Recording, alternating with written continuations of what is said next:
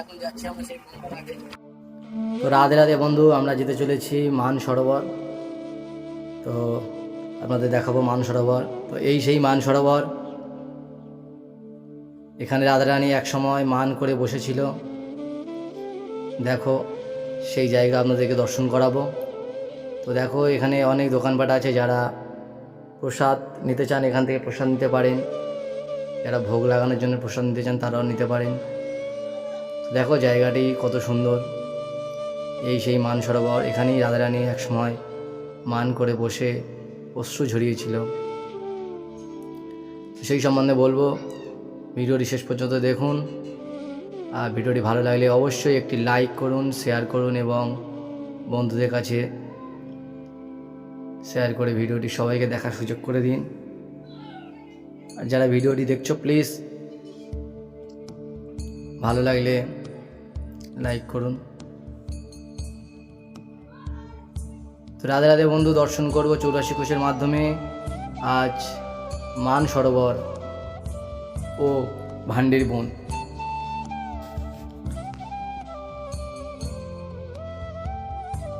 এই মান সরোবরকে আসতে হলে আমাদের আসতে হবে পানিগ্রাম হতে 2 কিলোমিটার পূর্বে প্রখর হৃদয় অবস্থিত। এই স্থানের অপর নাম শ্রী রাধারানী এবং মান সরোবর। তো এখানে অনেক কিছু দর্শনীয় আছে, আপনাদেরকে সবাইকে দেখাবো। ভিডিওটি শেষ পর্যন্ত দেখুন, কেউ স্কিপ করে দেখবেন না, সম্পূর্ণ ভিডিওটি দেখাবো। আর এই চলে এসেছি আমরা সেই মান সরোবরে। এই সেই মান সরোবর, একদিন এই স্থানে রাধারানী এসে মান করে অশ্রু বর্ষণ করেছিল, তাই এই অশ্রুই সরোবর রূপে প্রকট আজও। এবং তারপর একদিন শ্রীকৃষ্ণ রাধারানীকে লক্ষ্য করে বললেন, হে দেবী, এই সরোবর এবং আমার হৃদয় একই স্বরূপ। এবং রাধারানীও বলল, হ্যাঁ, আমারও হৃদয় একই স্বরূপ। তাই এই কুণ্ডে যে ব্যক্তি ও মানব স্নান করবে, আমার হৃদয়ে তার সে স্থান পাবে। তাই এই সরোবরের আর এক নাম শ্রীমতী রাধারানী।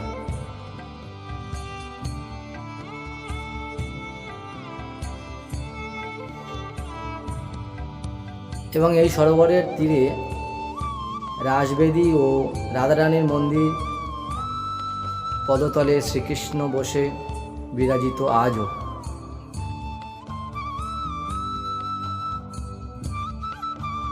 এর বিভিন্ন চিত্রপট দর্শনীয়।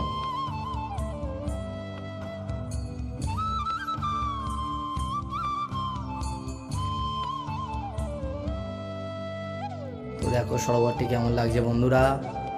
এই সেই সরোবর যেটার সম্বন্ধে আপনাদেরকে আলোচনা করলাম। তো এই মান সরোবরে সত্যি অসাধারণ একটা স্নিগ্ধতা, এখানে আসলেই আলাদা অনুভূতি পাওয়া যায়। তো সত্যি এখানে স্নান যদি আপনারা করেন তাহলে রাধারানীর কৃপা তো অবশ্যই লাভ পাবেন আপনারা। দর্শন করুন সেই মান সরোবর, রাধারানীর অশ্রু ঝরানোর বর্ষণ এখানে কীভাবে সরোবর হয়েছিল আপনারা তো শুনলেন।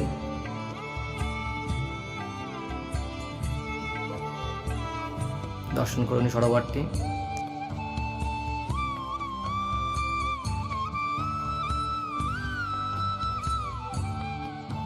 এরপরে সাথে থাকুন, আপনাদেরকে দর্শন করার পর এখানে নিয়ে যাব আপনাদেরকে ভান্ডির বনে।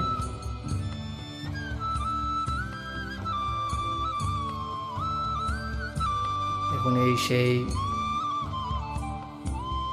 একদম দেখতে কি সুন্দর লাগছে। দেখো দেখো সারি সারি কমলের বন, কি সুন্দর লাগছে।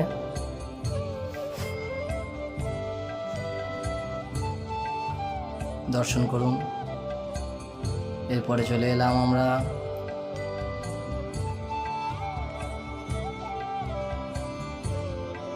ভান্ডির বন। তো এই ভান্ডির বন দর্শন করুন আপনারা। এই ভান্ডির বন সম্বন্ধে আপনাদের অনেক কিছু শোনাবো। দর্শন করুন ভান্ডির বন। এই ভান্ডির বনে আছে এক কুয়া, যেটা কূপ বলা হয়, বেনুকূপ। তো ভান্ডারী কুণ্ড সব কিছু দর্শনীয় আছে।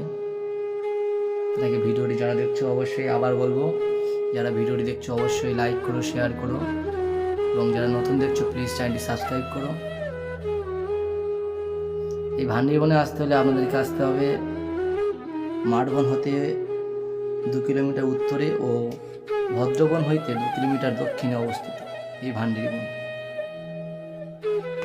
এখানে ভান্ডির কুণ্ড আছে, অবিরাম কুণ্ড, ভান্ডির বটবৃক্ষ, বেনুকূপ, শ্রীরামচন্দ্রজি এবং শ্রী রাধাকৃষ্ণ বিরাজিত।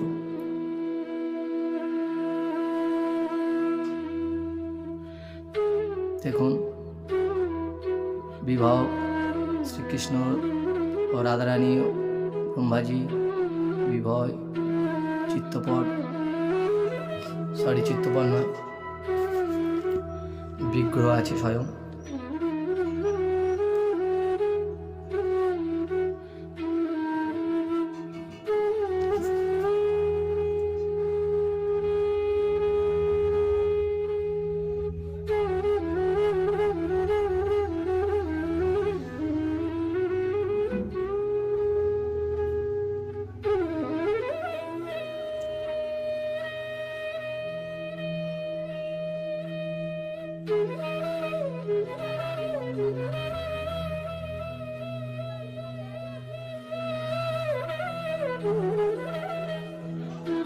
এই ভান্ডির বনের পাশে আছে বটবৃক্ষ, বংশীবট অবস্থিত।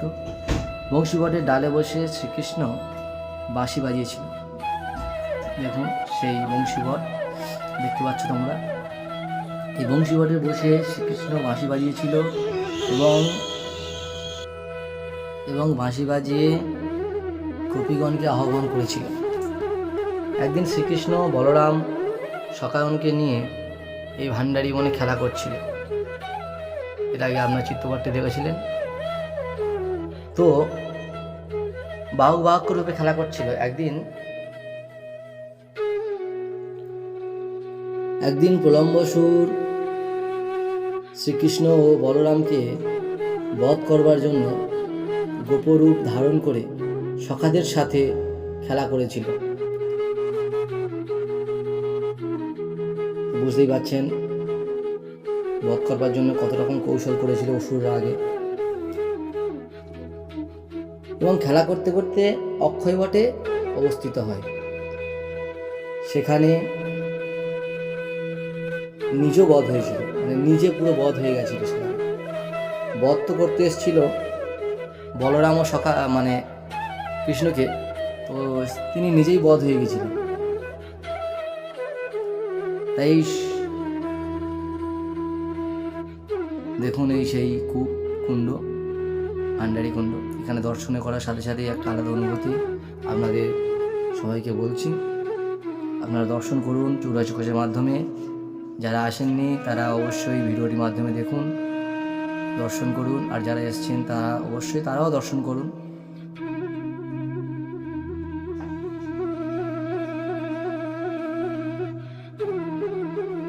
তবে এই ভান্ডারী বন সকল বন হইতে উত্তম বন।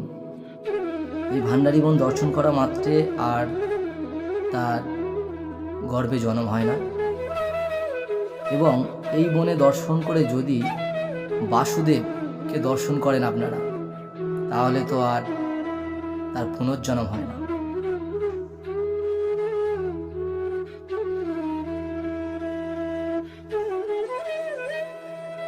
আবারও এই বনে যদি আপনারা কেউ স্নান ও ভজন করেন, তাহলে তিনি সকল পাপ হইতে মুক্ত হয়ে যান এবং ইন্দ্রলোক গমন করেন। শ্রী ব্রহ্মাজি কৌশলে রাধারানী ও শ্রীকৃষ্ণের সাথে এখানে বিবাহ দিয়েছিলেন, কথাটি উল্লেখ আছে। তো এখানে দেখলেন আপনারা ব্রহ্মা ও শ্রীকৃষ্ণ রাধারানী দর্শনীয়। রাধে রাধে বন্ধুরা, ভিডিওটি কেমন লাগলো অবশ্যই কমেন্ট করে জানাও।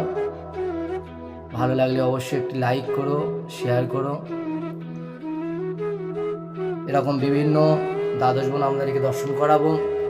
ভিডিওটির সাথে থাকো আপনারা, দর্শন করুন সেই ভান্ডারী বনের বিদায়িত জিনিস। দেখো আমরা কীভাবে ভান্ডারী বনে ঘুরছি, বনের চতুর্দিক প্রবেশ করছি, দর্শন করছি, ময়ূরের ডাক শোনার চেষ্টা করছি, শুনছি।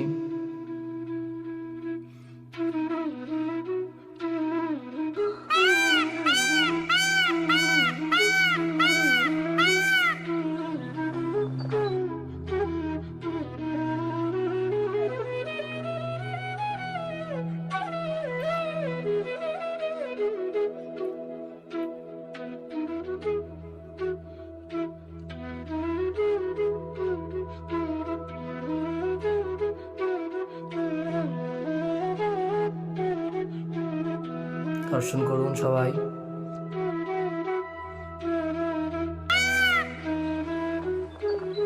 আমরা এখানে ময়ূর দেখতে এসেছিলাম। ময়ূর এত সুন্দর, ময়ূরের ডাক আপনাদেরকে কি বলবো, তাই শুনে আমরা ছুটে এসেছিলাম এদিকে। দেখো ময়ূর দেখার জন্য আমরা এই বনের মধ্যে প্রবেশ করছি,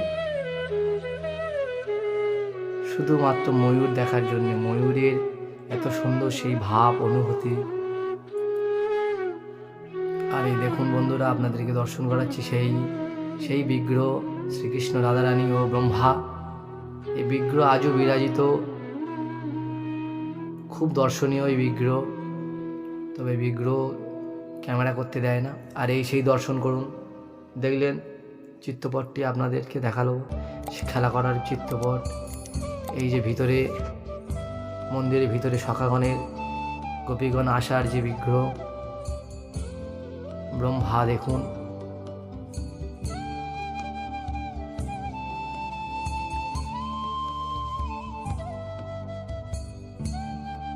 দর্শন করবো আপনাদেরকে বিগ্রহ। ভালো লাগলে ভিডিওটি অবশ্যই বারবার দেখবেন। সত্যি একটা আলাদা অনুভূতি এই ভান্ডারী বনে, মানুষের একটা আলাদা প্রেরণা জাগায়। আসার জন্যে আবার যেন কৃপা করি, যেন এখানে আসতে পারি। দেখুন কিভাবে সেই বধ হয়েছিল, দৃশ্যটা দেখুন।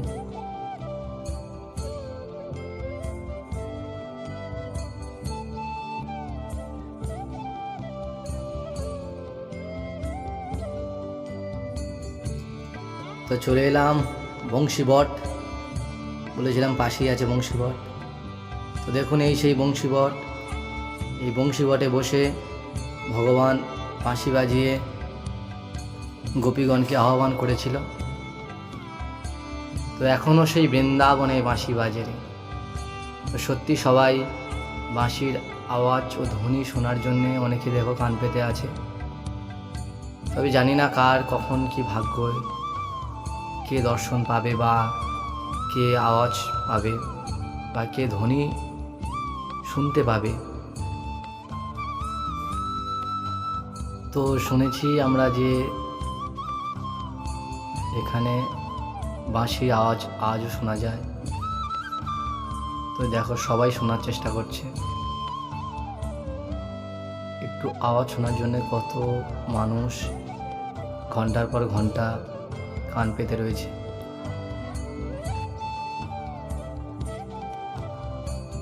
তো আমরা আরেকটি কথা শুনেছি যে এখানে এক মহাপুরুষ, তিনি এই বাঁশির আওয়াজ পেয়েছিলেন, সিদ্ধ বাবা।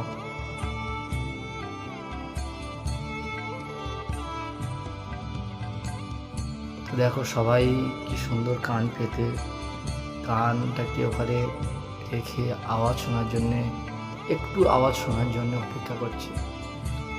কত মানুষ প্রদক্ষিণ করছে, কত মানুষ ঘুরছে। দেখো সত্যি কার কখন ভাগ্যে কি হবে কেউ জানে না। এখানে সত্যি একটা আলাদা অনুভূতি, চোখে অশ্রু চলে আসে। কেউ ঘন্টা, কেউ 2 ঘন্টা, কেউ 3 ঘন্টা, সবাই পেতে রয়েছে, ছোট থেকে বড় সবাই কান পেতে রয়েছে একটু ধ্বনি শোনার জন্য। ভগবান তো জানে কার কোথায় কিভাবে ধ্বনি শোনাবে। এখানে ভক্তগণের জন্য অবশ্যই প্রসাদের ব্যবস্থা আছে, আপনারা প্রসাদ গ্রহণ করবেন। রাধে রাধে বন্ধু।